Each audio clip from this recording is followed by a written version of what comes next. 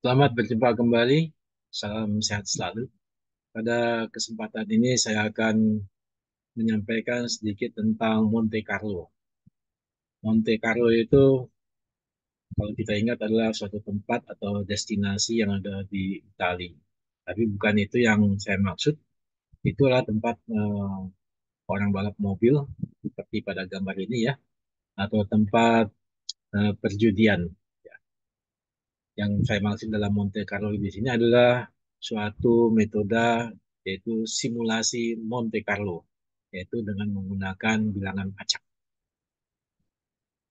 Ini bilangan acak ini adalah seperti pada gambar ini adalah bagian bagian dari gambar bilangan acak.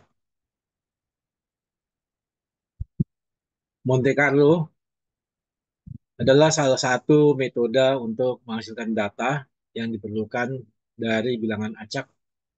Jadi dari bilangan acak itu kita bisa mendapatkan data. Berdasarkan data yang ada, yang diketahui polanya dalam bentuk frekuensi kejadian, dipresentasikan secara individu dan presentasi kumulatif.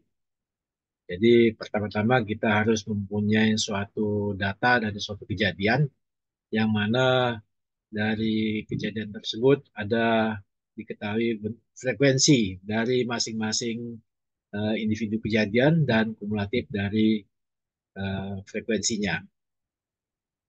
Nah, dengan bilangan acak tersebut kita bisa eh, menggunakannya untuk memperbanyak data. Data yang dihasilkan dari simulasi Monte Carlo ini bisa digunakan untuk prediksi, untuk memperbanyak data, memperbanyak data, menghaluskan data.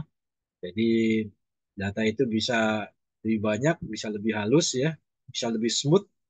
Kalau lebih banyak ya berarti bisa standar deviasinya bisa lebih baik atau lebih kecil, atau juga sebagai data pembanding untuk meningkatkan probabilitas suatu kejadian. Jadi dari probabilitas yang sudah ada itu bisa ditingkatkan probabilitas kejadiannya sehingga bisa ditingkatkan standar deviasinya. Sehingga kemudian menghitung probabilitas yang reliable untuk suatu kejadian. Nah, dengan simulasi Monte Carlo ini maka probabilitas itu bisa lebih dapat diterima, lebih dapat diyakinkan. Ya. Kenapa? Karena datanya banyak. Ya. Nah, semua itu membuat keputusan yang dapat dipercaya atau reliable. Monte Carlo memberikan data yang bisa mendekati kenyataan ya, dengan cara yang disebut dengan simulasi. Dengan cara simulasi Monte Carlo dapat meningkatkan jumlah data sehingga mencapai akurasi yang tinggi yang ditentukan. Ya. Jadi biasanya untuk mendapatkan data itu kan perlu waktu dan perlu biaya. Nah, untuk itu maka harus ada data pemicu terlebih dahulu, ya, data referensi dari suatu kejadian. Nah, dari data suatu kejadian tersebut, kemudian orang memperbanyak data itu dengan menggunakan simulasi Monte Carlo. Ya, nah, itu prinsipnya. Nah, kemudian penggunaan metode ini sebenarnya sudah cukup lama, yaitu pada tahun 1930-an yang dicetuskan oleh Enrico Fermi. Nah, Enrico Fermi dia adalah ahli fisika. Itu di laboratorium Sains Los Alamos. Ya, kalau eh, pemerhati mendengar Saint Alamos ini, maka kita akan teringat dengan film Oppenheimer. Ya, sekarang Oppenheimer itu yang lagi top filmnya pada saat-saat ini, itu adalah seorang fisikawan yang memimpin di laboratorium Los Alamos untuk membuat suatu bom atom pada waktu itu. Jadi ini ada hubungannya dengan apa Monte Carlo karena melakukan percobaannya dengan menggunakan prinsip Monte Carlo. Namun metode ini sangat sedikit digunakan oleh para peneliti, terutama oleh peneliti dalam bidang ilmu sosial dan manajemen. Biasanya metode ini banyak digunakan oleh para praktisi dalam bidang teknik, ya, seperti teknik sipil, misalkan menghitung gempa, jadi bagaimana memperbanyak data gempa atau memperbanyak data percobaan dari suatu kekuatan beton ya atau kekuatan dari suatu material, ya. Nah, itu biasanya dalam teknik sipil itu diperbanyak datanya dengan menggunakan uh, simulasi Monte Carlo. Teknik industri juga, ya, ini terutama dalam bidang industri, ya, bagaimana kemungkinan dari suatu kejadian dari industri. Kemudian teknik fisika, ini sudah jelas karena munculnya metode simulasi Monte Carlo ini adalah dari orang fisika. Di mana dalam teknik-teknik tersebut dapat menggunakan data yang cukup banyak, ya, terutama teknik sipil, teknik industri, atau lagi fisika, ya. Kalau ingin mendapatkan data yang banyak itu kan tentunya butuh biaya, butuh waktu, ya. Nah, untuk itu maka dalam memperbanyak data itu digunakanlah prinsip simulasi Monte Carlo. Ya, yang dibutuhkan dalam dalam melakukan simulasi ini adalah data awal. Data awalnya itu adalah sudah adanya suatu kejadian, yaitu yang berupa frekuensi dan kumulatif frekuensi dari suatu kejadian. Nah, dari situ kemudian diperbanyak data itu dengan menggunakan prinsip simulasi Monte Carlo. Nah, namun demikian untuk dapat memahami simulasi Monte Carlo, itu diharapkan peminat atau pemerhati ini sudah mempunyai basic statistik, yaitu mengerti tentang apa itu frekuensi, apa itu probabilitas, nilai standar deviasi, apa itu fungsi kontinu, apa itu fungsi diskrit, ya. Jadi ini dasar-dasarnya untuk dapat memahami prinsip dari Monte Carlo, ya.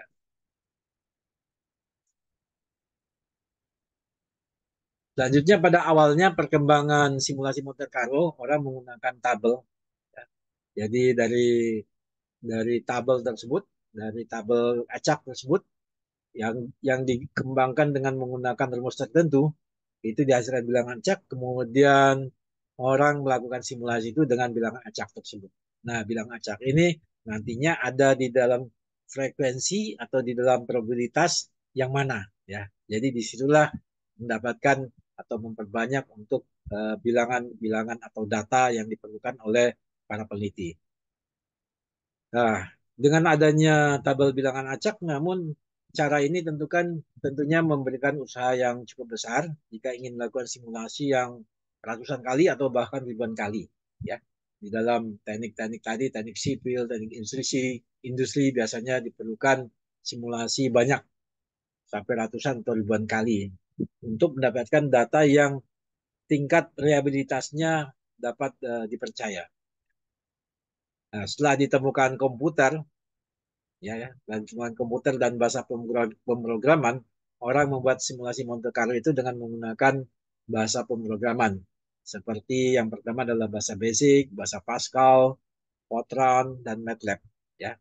Nah, sekarang ini yang sudah banyak orang menggunakan adalah dengan MATLAB.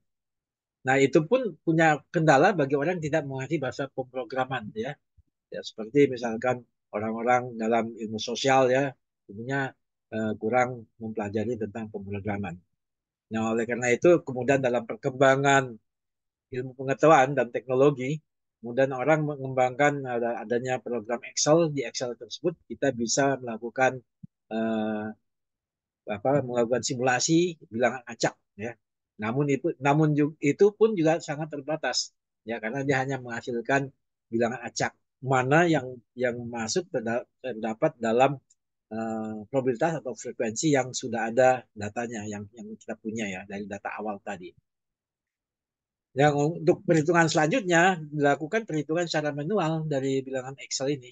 Dan nanti pada seri video berikutnya akan saya sampaikan bagaimana contoh-contoh tentang simulasi dari Monte Carlo. Nah, kemudian yang saya ketahui adalah dengan adanya munculnya program QM atau quantitative management atau program POM. Program POM ini atau QM ini adalah program untuk eh, menghitung permasalahan di dalam manajemen produksi dan operasi, ya. Nah, di dalam program POM for Windows atau QM ini ada satu subprogram yang subprogram tentang simulasi.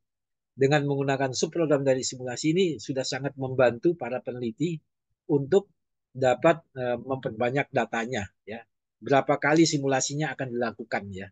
Dengan cara memasukkan frekuensi kejadian atau probabilitas daripada kejadian dari suatu kejadian yang terdiri dari beberapa elemen kejadian ya, kemudian kumulatif kejadian. Nah, berdasarkan data yang ada tentang frekuensi atau tentang probabilitas, maka dengan menggunakan program QM atau Pom Formido ini, peneliti bisa memperbanyak data sehingga meningkatkan ketelitian daripada data yang dibutuhkan. Ya.